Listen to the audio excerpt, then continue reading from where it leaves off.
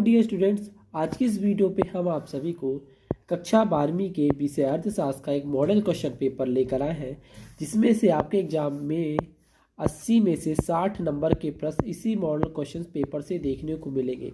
इसके पहले हमने आपको अंग्रेजी और हिंदी के मॉडल क्वेश्चन पेपर प्रोवाइड कराए थे, जिसमें से आपके एग्जाम में 50% जो क्वेश्चन है इसी मॉडल क्वेश्चन पेपर से देखने को मिला है। इसलिए छात्रों के गुजारिश करने पर हमने आप सभी के लिए अर्थशास्त्र का अर्थशास्त्र का भी मॉडल क्वेश्चन पेपर लेकर आ गया है, जिसमें से हम आपको आज की इस वीडियो पे इस मॉडल क्वेश्चन पेपर का पूरा टू पूरा फुल टू फुल सॉल्यूशन भी कराएंगे।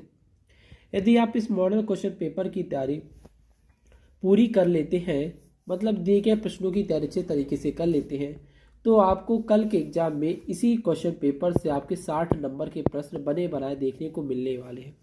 इससे एक भी प्रश्न आपको बाहर जाते हुए नहीं दिखेगा। तो चलो बच्चों, वीडियो स्टार्ट करते हैं और देखते हैं कि आपके एग्जाम की दृष्टि से कौन कौन से क्वेश्चन जो कल के एग्जाम में आने वाले हैं। ठीक है, तो आप सभी से एक ही निवेदन है बच्चों, जल्दी से करिए वीडियो को लाइक, ठीक है, और वीडियो को शेयर करिए। यदि आप हमारे चैनल पे पहली बार आए हैं तो चैनल को सब्सक्राइब करके घंटी का आइकन ऑन कर लीजिएगा, ताकि जब भी हम नई वीडियो अपलोड करें, नेक्स्ट वीडियो, उसकी नोटिफिकेशन आप तक सभी तक प्राप्त हो जाए और आप अपने एग्जाम की तैयारी बहुत ही बेहतर तरीके से कर पाए। तो यहाँ पर बच्चों पहला प्रश्न पूछा है, सही विकल्प चुनकर लिखिए। पहला पूछेगा, व्यष्टि अर्थशास्त्र के अंतर्गत निम्न में से किसका अध्ययन किया जाता है। तो आपको बताना है व्यष्टि अर्थशास्त्र के अंतर्गत इसमें आपका व्यक्तिगत इकाई किसकी बच्चों, व्यक्तिगत इकाई का अध्ययन किया जाता है। नेक्स्ट है, उपयोगिता का संबंध होता है। तो आपको बताना है उपयोगिता का संबंध किससे होता है। तो आपको बताना है कि उपयोगिता का संबंध मानव आवश्यकता की पूर्ति से, किससे, मानव आवश्यकता की पूर्ति से होता है।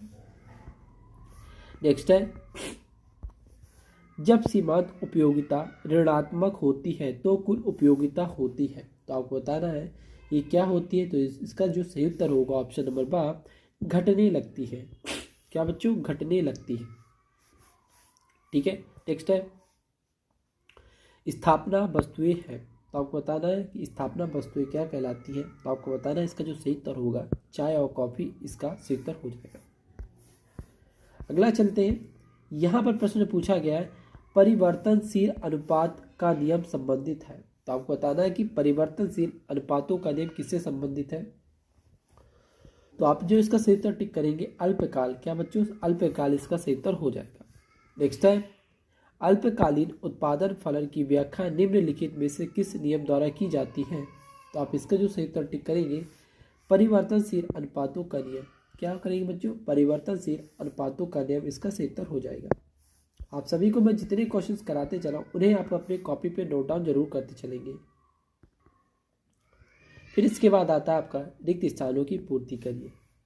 इसमें आपको सबसे पहला दिया है, बिंदी बिंदी अवधि में स्थिर लागत नहीं होती है। तो आपको बताना है कि कौन सी लागत नहीं होती है। तो आप इसका सही उत्तर टिक लिखेंगे यहाँ पर दीर्घकाल। क्या बच्चों, दीर्घकाल, यहाँ पर आप इसको रिक्त स्थानों में भर देंगे। ठीक है, अगला है उत्पादन की प्रति इकाई। क्या बच्चों, उत्पादन की प्रति इकाई लागत को बिंदी बिंदी कहते हैं। तो आपको बताना है कि उत्पादन की प्रति इकाई लागत को औसत लागत कहते हैं। क्या कहेंगे, औसत लागत। नेक्स्ट है, उत्पादन बंद कर देने पर परिवर्तनशील लागत बिंदी बिंदी हो जाती है। तो आपको बताना है क्या हो जाती है, कुल परिवर्तित लागत प्लस कुल स्थिर लागत। फिर से सुनेंगे, कुल परिवर्तित लागत प्लस कुल स्थिर लागत।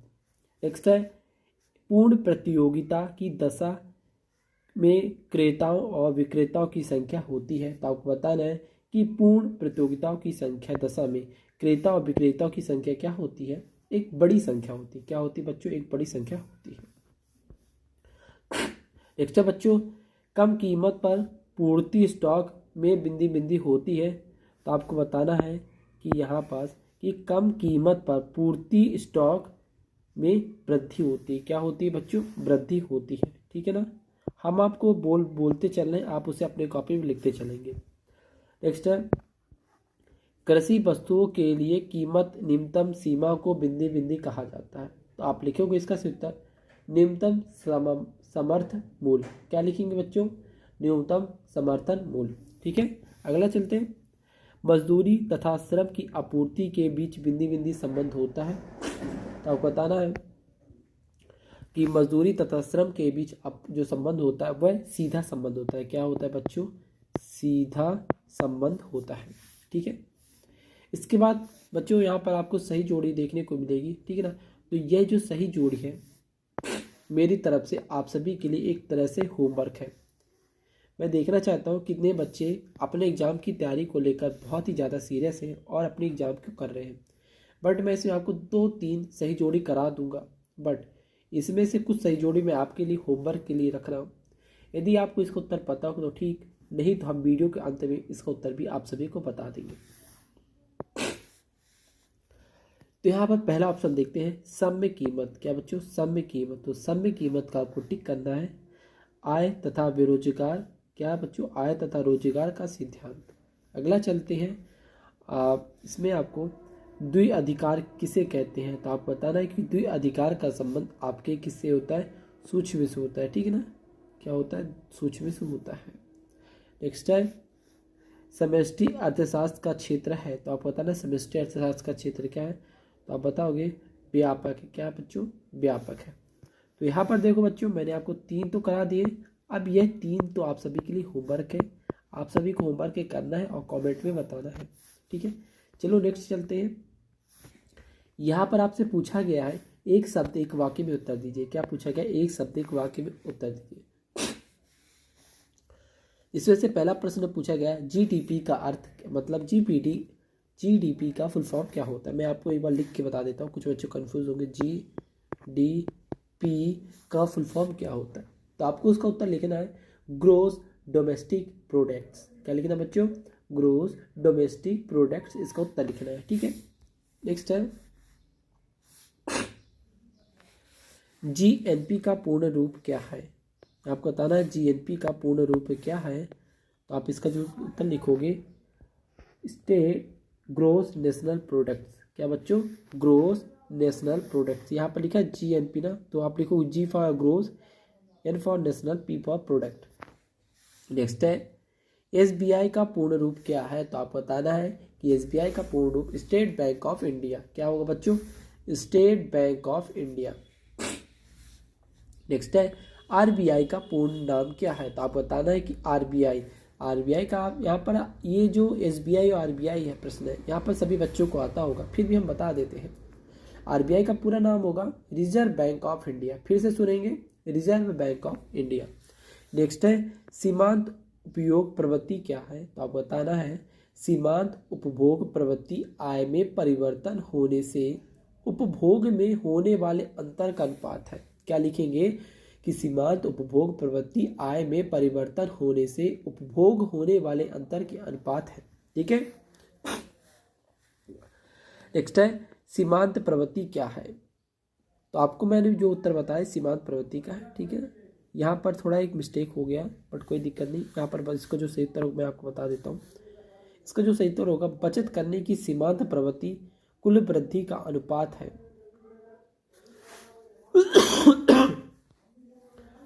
आय जिसे उपभोक्ता बचाता है। क्या होगा? आय जिसे उपभोक्ता बचाता है। नेक्स्ट चलते हैं बच्चों, यहाँ पर ये आपका लास्ट है। यहाँ पर आपसे पूछा गया कि कीन्स के अनुसार अर्थव्यवस्था में आय तथा रोजगार संतुलन कहाँ स्थापित होगा? तो आपको बताना है कि कहाँ होगा। तो ये सभी क्वेश्चन, जो ये वाला क्वेश्चन है बच्चों, ये आप सभी के लिए होमवर्क है। क्या है? होमवर्क है।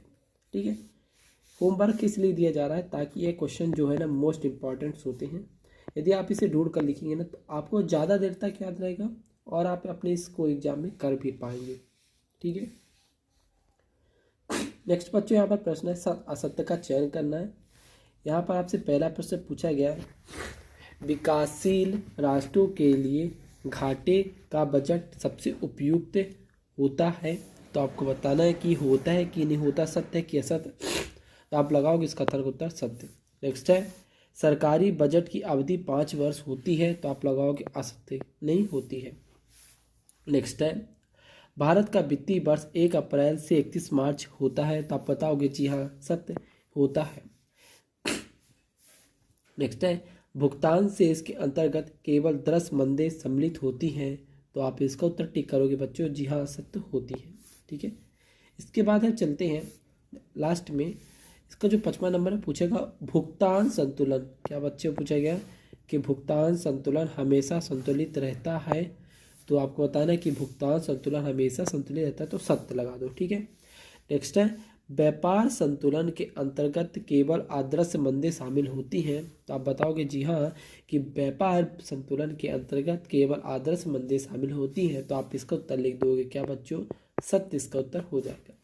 ठीक है, फिर इसके बाद बच्चों हम यहाँ से चलते हैं, यहाँ से आप सभी के 2-2 नंबर, 3 नंबर और 4 नंबर के प्रश्न स्टार्ट होते हैं, जो आपके एग्जाम की दृष्टि से बहुत ही ज़्यादा महत्वपूर्ण होते हैं।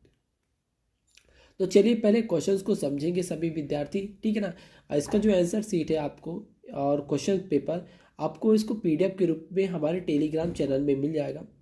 यदि आपको इसका PDF चाहिए तो टेलीग्राम चैनल को अवश्य ज्वाइन कर लीजिएगा। यहाँ पर प्रश्न क्रमांक 6 में पूछा गया है व्यष्टि अर्थशास्त्र से क्या अर्थ है, मतलब आपको यहाँ पर व्यष्टि अर्थशास्त्र के बारे में बताना। अर्थ में पूछा गया है बाजार अर्थव्यवस्था किसे कहते हैं, क्या पूछा गया है बाजार अर्थव्यवस्था किसे कहते हैं। नेक्स्ट है उपयोगिता का अर्थ लिखिए अथवा उपभोक्ता का बजट किसे कहते हैं, क्या लिखना, उपभोक्ता का बजट किसे कहते हैं। ठीक है, इसके बाद बच्चों प्रश्न क्रमांक 8 पे आता है। प्रश्न क्रमांक 8 पे आप सभी से पूछा गया है पूर्ण प्रतियोगिता का अर्थ क्या होता है, लिखिए अथवा पूछा गया है अर्थव्यवस्था में बाजार कितने प्रकार के होते हैं, मतलब आपको बताना है कि अर्थव्यवस्था एक मार्केट होता है अर्थव्यवस्था। ठीक है ना, तो उसे बताना है कि यह बाजार कितने टाइप्स के होते हैं। ठीक है, नेक्स्ट है प्रश्न क्रमांक 9 में बाजार मूल्य से क्या तात्पर्य है, मतलब बाजार में मिलने वाली कीमतों से आप सभी का क्या तात्पर्य, इस पे अपना अपना भाव व्यक्त करें। अच्छा में पूछा गया है सामान्य मूल्य क्या है, क्या पूछा गया बच्चों, सामान्य मूल्य क्या है, मतलब जो कोई वस्तु 5 रुपए की होती है वो भी एक 5 रुपए में मिल जाता है और 5 रुपए में बनाया जाता है, उसे हम एक प्रकार का कहेंगे सामान्य मूल्य। उस सामान्य मूल्य से क्या आशय होता है आप सभी को बताना है। नेक्स्ट बच्चों यहाँ पर पूछा गया अल्पाधिकार का अर्थ क्या है, मतलब एक छोटा सा अधिकार का आपसे क्या मतलब होता है, अथवा पूछा गया है अल्पाधिकार बजट बाजार की कोई 2 विशेषता बताइए। यहाँ पर आपको बताना है कि अल्पाधिकार बाजार में जहाँ पर आपको थोड़ा सा अधिकार होता है, ठीक है, उस पर आपको बाजार में कोई 2 विशेषता लिखनी है। प्रश्न क्रमांक 11 पूछा गया है पूंजीवादी अर्थव्यवस्था किसे कहते हैं, अथवा पूछा गया है पूंजीवादी अर्थव्यवस्था की कोई 2 विशेषता लिखिए। मतलब देखो ना बच्चों, यहाँ पर आपसे परिभाषा पूछा गया है और यहाँ पर विशेषता है, इसी प्रकार सभी प्रश्नों में पूछा गया। ठीक है ना, तो आप निश्चिंत रहना, कल इसी से आपके प्रश्न आ ही जाएंगे। ठीक है ना, बस आपको अच्छे से तैयारी करनी है।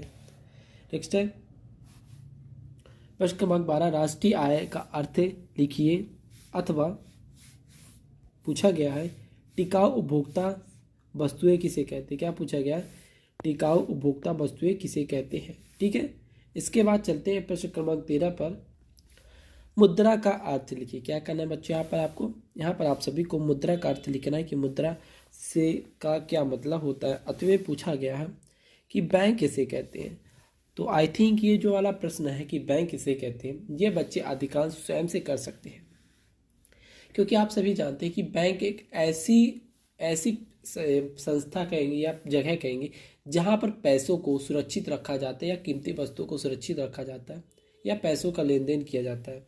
आप बहुत प्रकार से इसे लिख सकते हो अपने आवश्यकता अनुसार। प्रश्न क्रमांक 14 में पूछा गया है सरकारी बजट किसे कहते हैं, क्या पूछा गया बच्चों, सरकारी बजट किसे कहते हैं, अथवा पूछा गया है सरकारी बजट के 2 उद्देश्य लिखिए। क्या लिखना है, सरकारी बजट की 2 उद्देश्य लिखने हैं। इसके बाद प्रश्न क्रमांक 15 में आप सबसे पूछा गया है व्यापार संतुलन किसे कहते हैं। जी हाँ, व्यापार संतुलन किसे कहते हैं, अथवा भुगतान संतुलन का अर्थ लिखें। प्रश्न क्रमांक 16 में पूछा गया व्यष्टि अर्थशास्त्र की कोई 3 विशेषताएं लिखें। 8वें में पूछा गया है केंद्रीय युक्त योजना व्रत अर्थशास्त्र की कोई 3 विशेषता लिखें। ठीक है बच्चों, इसके बाद आता है प्रश्न क्रमांक 17। प्रश्न क्रमांक 17 में आप सभी से पूछा गया है, ये जो क्वेश्चन है बहुत ही ज़्यादा मोस्ट इंपॉर्टेंट, इसे आप जरूर पढ़ के चलेंगे। पूर्ति को प्रभावित करने वाले 3 तत्व लिखिए, अथवा पूर्ति का नियम लिखिए। आपको बताना है कि पूर्ति को प्रभावित करने वाले तत्व कौन होते हैं या कारक कौन होते हैं, और आपको इसका नियम भी लिखना है। प्रश्न क्रमांक 18 पूछा गया मितव्ययी की विरोधाभास की व्याख्या कीजिए अथवा प्रत्याशित निवेश किसे कहते हैं, या इसकी आपको परिभाषा लिखनी है। ठीक है बच्चों। इसके बाद आता है प्रश्न क्रमांक 19। प्रश्न क्रमांक 19 में आप सभी से पूछा गया है सरकारी बजट की कोई 3 महत्व लिखिए अथवा इसमें पूछा गया है घाटे का बजट का अर्थ क्या। आप देख सकते हो ये वाला जो प्रश्न था पहले भी विकल्प में पूछा गया था, लेकिन आप यहाँ पर देखो यह प्रश्न आपके 2 नंबर 3 नंबर वाले जगहों पे पूछ लिया गया है। तो आपको क्या करना है, आपको इसका वैकल्पिक तैयार करके चलना है, क्योंकि इससे ना आपके वैकल्पिक वाले क्वेश्चन आएंगे ना कि ये वाले आएंगे। ठीक है ना। तो आप इसे कोई ज़्यादा ना पढ़ोगे तो भी कोई ज़्यादा इम्पोर्टेंट नहीं है। ठीक है। इसके बाद आता है प्रश्न क्रमांक 20। प्रश्न क्रमांक 20 में आप सभी से पूछा गया है पूर्णतः लोचदार मांग। क्या पूछा गया बच्चों? पूर्णतः लोचदार मांग तथा पूर्णतः बेलोचदार मांग का सचित्र वर्णन कीजिए। मतलब यहाँ पर आपको जो मांग पूछा गया है इस मांग का आपको क्या करना है बच्चों, यहाँ पर आपको उसका डायग्राम भी बनाना है। क्या करना है, यहाँ पर आपको उसका चित्र बना के आपको उसका वर्णन भी करना होगा। 8वें में आपसे पूछा गया है बच्चों मांग की लोच को प्रभावित करने वाले तत्वों के नाम लिखिए। क्या पूछा गया है कि मांग को प्रभावित, जैसे कि कोई डिमांड होती है, जैसे आप देखो आपके मार्केट में कोई सब्जी हो गई बहुत, जैसे टमाटर ले लो 80 रुपये हो गई, डिमांड ज़्यादा बढ़ गया। ठीक है ना। तो ये कैसे ये तत्व होते हैं जो लोगों को प्रभावित करते हैं, ऐसी चीज़ों का आपको यहाँ पर वर्णन करना है। प्रश्न क्रमांक 21 में आपसे पूछा गया है लागत की वक्रों की आकृति यू आकार की क्यों होती है, कारण बताएं अथवा निम्नलिखित तालिका श्रम का मूल्य कुल उत्पादन अनुसूची को बताती हुई इस आधार पर सीमांत। ठीक है। तो यहाँ पर आप देख सकते हो यहाँ पर आपको उत्पादन की एक अनुसूची दी गई। क्या दी गई बच्चों? यहाँ पर आपको एक उत्पादन की अनुसूची दी गई है। ठीक है। इस आधार पर आपको सीमांत अनुपादन क्या बताना, सीमांत उत्पादन की अनुसूची बतानी है। ठीक है बच्चों। और इसके बाद आता है बच्चों प्रश्न क्रमांक 22। प्रश्न क्रमांक 22 में आप सभी से पूछा गया है निम्नलिखित आंकड़ों के आधार पर आय गणना विधि द्वारा राष्ट्रीय आय की गणना करें। मतलब यहाँ पर आपको एग्जाम में इतनी सारी गणनाएं दे दी जाएंगी। ठीक है ना, जिसका संबंध पूरा इससे होगा। ठीक है ना। तो आपको क्या बताना है, आपको उसका वेतन मजदूरी ब्याज किराया मूल्यह्रास लाभ इन सभी की आपको गणना करनी है। इसका आपको रुपये भी दे दिया गया है। ठीक है ना। 8वें में बच्चों पूछा गया है या 8वें में सेम टू सेम यहाँ पर आपको वही करना है। यहाँ पर सूचनाओं के आधार पर जीडीपी और एनडीपी बताना है। यहाँ पर 2 आंकड़े दिए गए हैं। ठीक है ना, आंकड़े दिए गए हैं आप सभी के, इन सभी को आपको बताना है। जीडीपी और एनडीपी इसका निकालना है आपको। ठीक है बच्चों। इसके बाद प्रश्न क्रमांक 23 आता है जो आपके प्रश्न क्रमांक जो आपके प्रश्न पत्र का लास्ट प्रश्न है। यहाँ पर आपसे पूछा गया है क्या आप ऐसा मानते हैं कि अर्थव्यवस्था में व्यावसायिक बैंक की मुद्रा का निर्माण करते हैं अथवा भारतीय रिजर्व बैंक की किस भूमिका का अंतिम ऋणदाता कहा जाता है। तो बच्चों आप देख सकते हो यहाँ पर पूछा क्या गया है, अर्थव्यवस्था के बारे में पूछा है बैंक की मुद्रा को लेकर। और यहाँ पर 8वें में पूछा गया है कि आपसे क्या पूछा गया है, 8वें में आपसे पूछा गया है कि भारतीय रिजर्व बैंक की भूमिका ऋणदाता कहा जाता है। कि मतलब आरबीआई बैंक है, यह लोगों को ऋण देती है, इसलिए इसे ऋणदाता कहा जाता है। ऐसा क्यों कहा जाता है आपको बताना। तो दोस्तों मेरे प्रिय बच्चों छात्र छात्राओं प्यारे मित्रों, आज की इस वीडियो पे हमने आपको पूरे 1 से लेकर 23 तक के प्रश्नों का पूरा क्वेश्चन भी करा दिया, पूरा भी सोल्यूशन भी करा दिया। और जो आपके लॉन्ग नंबर के प्रश्न 2 नंबर 3 नंबर वाले, इनके जो सभी क्वेश्चंस कराने के बाद जो इसका आंसर शीट है आप सभी को हमारे टेलीग्राम चैनल पे मिल जाएगा। क्योंकि यदि मैं इसी वीडियो पे आप सभी को पूरे आंसर भी कराता तो यह वीडियो थोड़ी लंबी हो जाती और आप सब देखते देखते बोर हो जाते और वीडियो आप नहीं देखते, जिससे आप सभी का ही घाटा हो जाता। तो मैं नहीं चाहता कि आप सभी का घाटा हो, इसीलिए मैंने इसका जो आंसर शीट है अपने टेलीग्राम चैनल पर दे दिया है। यदि आप इसको पढ़ना चाहते हो जरूर पढ़ लीजिएगा। तो दोस्तों और आपको करना क्या है, यदि वीडियो पसंद आई हो तो जल्दी से वीडियो को लाइक करके चैनल को सब्सक्राइब करके घंटी का आइकन को ऑन कर लीजिएगा, ताकि हम सभी प्रकार के प्रश्न पत्रों की जैसे वीडियो अपलोड करते हैं मोस्ट इम्पॉर्टेंट वो आप तक पहुंच पाए और आप अपने एग्जाम की तैयारी बहुत ही बेहतर तरीके से कर पाए। और इस वीडियो को ज़्यादा से ज़्यादा अपने दोस्तों पे शेयर जरूर करें ताकि इस वीडियो के माध्यम से सभी की हेल्प हो सके। सो बच्चों, आज के लिए बस इतना ही, फिर मिलते हैं नेक्स्ट वीडियो के साथ। So thanks for watching my video.